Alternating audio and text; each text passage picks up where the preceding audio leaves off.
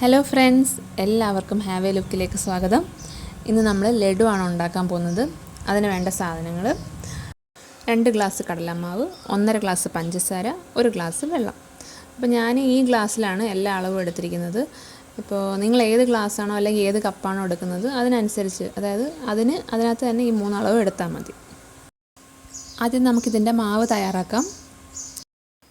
അതിന് വേണ്ടിയിട്ട് ആവശ്യത്തിന് ഉപ്പും 1 നുള്ളു സോഡാപ്പൊടിയും കൂടി ഇട്ടിട്ട് നമുക്കിത് കുറേശ്ശെ വെള്ളം ഒഴിച്ചിട്ട് കലക്കിയെടുക്കാം. ദോശമാവിന് കലക്കുന്നതിനെക്കാട്ടി കുറച്ചുകൂടെ ലൂസായിട്ട് വേണം കലക്കിയെടുക്കാൻ. ഇതാണ് ഇതിൻ്റെ പരുവം. ഇനി നമുക്കിതിലേക്ക് കുറച്ച് മഞ്ഞൾപ്പൊടി ഇട്ട് കൊടുക്കാം. ഒരു കളറിന് വേണ്ടിയിട്ടാണ്, അല്ലെങ്കിൽ എന്തെങ്കിലും കളർ ചേർത്താലും മതി. ഇനി നമുക്ക് ബൂന്തി തയ്യാറാക്കാം. അതിന് വേണ്ടിയിട്ട് പാനിൽ എണ്ണ ഒഴിച്ച് തിളയ്ക്കുമ്പോഴത്തേക്കും ഇങ്ങനെ ഒഴിച്ചു കൊടുക്കാം. ഇങ്ങനെ എളുപ്പത്തിൽ വീഴുന്നില്ല എന്നുണ്ടെങ്കിൽ നമ്മുടെ മാവിൽ കുറച്ചുകൂടി വെള്ളം ഒഴിച്ചൊന്ന് കലക്കിയാൽ മതി. അപ്പോൾ നല്ല കറക്റ്റായിട്ട് വീഴും.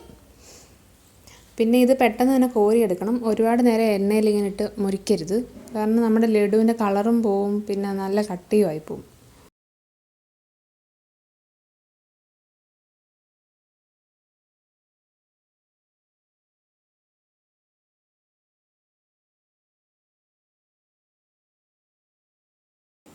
ഇതിൽ തന്നെ നമുക്ക് കാഷ്യൂവും കിസ്മിസും ഒക്കെ ഒന്ന് വറുത്തെടുക്കാം. അതായത് നമ്മുടെ ബൂന്തി എല്ലാം അങ്ങനെ വറുത്തെടുത്തിട്ടുണ്ട്. ഇനി നമുക്കിത് മിക്സിയുടെ ചെറിയ ജാറിലിട്ടൊന്ന് പൊടിച്ചെടുക്കാം.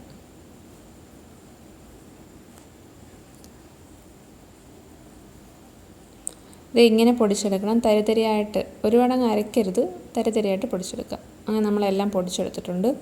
ഇനി നമുക്ക് പഞ്ചസാര പാനി ഉണ്ടാക്കാം. അതിന് വേണ്ടിയിട്ട് നമ്മൾ എടുത്തു വെച്ചിട്ടില്ലേ 1.5 ഗ്ലാസ് പഞ്ചസാരയും 1 ഗ്ലാസ് വെള്ളവും കൂടെ ഒഴിച്ച് ചൂടാക്കാം.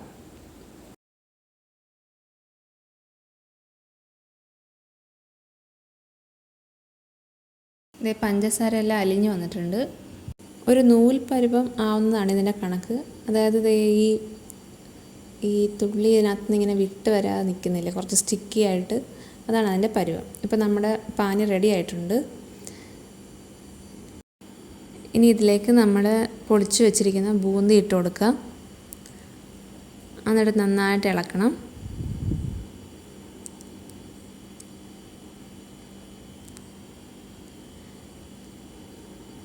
ഇനി ഇതിലേക്ക് കുറച്ച് ഏലക്കാപ്പൊടി ഇട്ട് നന്നായിട്ട് ഇളക്കാം. ഇതിങ്ങനെ കുറച്ച് കുഴഞ്ഞ് തന്നെയാണ് ഇരിക്കുന്നത്. അത് കുറച്ച് നേരം ഇരിക്കുമ്പോഴത്തേക്ക് സെറ്റ് ആയിക്കോളും. ഇനി കുറച്ച് നെയ്യ് ഇട്ട് കൊടുക്കാം. നെയ്യൊക്കെ നിങ്ങൾക്ക് എത്രയാണോ ആവശ്യം അതിനനുസരിച്ച് ഇട്ട് കൊടുത്താൽ മതി. ഞാൻ 1 സ്പൂൺ ഇട്ട് കൊടുത്തിട്ടുള്ളൂ.